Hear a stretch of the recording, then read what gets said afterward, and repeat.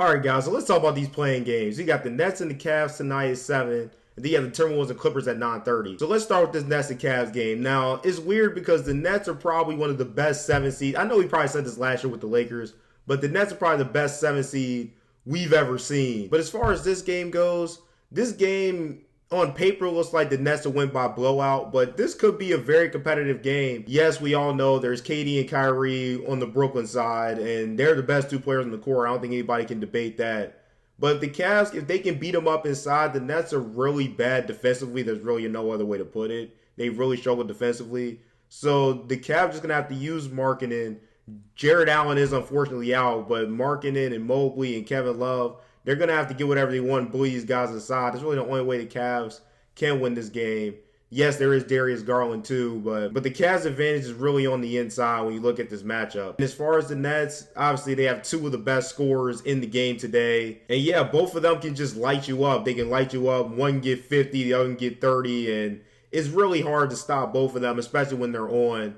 And if they're on, I expect them to fully blow out the Cavs. But if one of them is an off night, that's really the only way I can see the Cavs actually staying in and maybe even winning this game. But it's the play-in, it's one game, so you never know what can happen. It's just so weird for the Nets because they really shouldn't be here. At the beginning of the season, even with Kyrie being out, even with their struggles, they were still top of the East. And then KD went down, and then they ended up losing 11 in a row at one point once Kyrie came back. We all know the James Harden drama when he won it out. So they just had a whole lot just to deal with this season, which is kind of why they're in the play-in. But don't get it twisted. This is a true contender in the East that just had to find their way towards the end of the season. So if the Nets win this game, which I expect they will, be on the lookout. That Celtics game is going to be very interesting because you remember last year it was the reverse where the Celtics was the 7th seed and the Nets were 2 seed. It's going to be interesting to see what happens in the reverse. But we'll talk about that if the Nets get past this one. So the far more interesting game, in my opinion, is the Timberwolves and Clippers. Now, the Timberwolves have made a big jump this season. Cat is playing the best he's ever been. And what I see from this Timberwolves team is a different element to them. It's like a different fight, a different dog in them. Maybe that's just from Patrick Beverley coming, or maybe there was just a mentality switch with this team. But they're a whole new team. They're not that same team that Jimmy Butler bullied a couple years ago. They have a whole different mentality. They're nowhere near as soft as Jimmy Butler tried to make them out to be then. Whole different team. And they played very well this year and made a big jump. And you can see that's why they're at 7. And I'm going to be honest, I'm not a big fan of the play-in tournament because of this reason. Because you look at where the Timberwolves are, look at where the Spurs are. And I don't think that's fair. Timberwolves have to compete and win these games, get in the playoffs. But nevertheless, I do think they will beat the Clippers.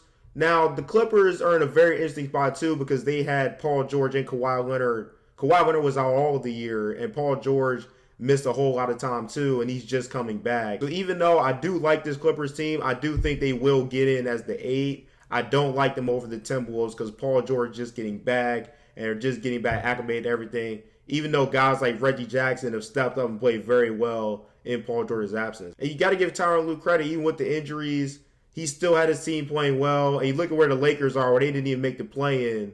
But the Clippers have had probably more significant injuries, or at least players miss even more time, and they still find a way into playoffs.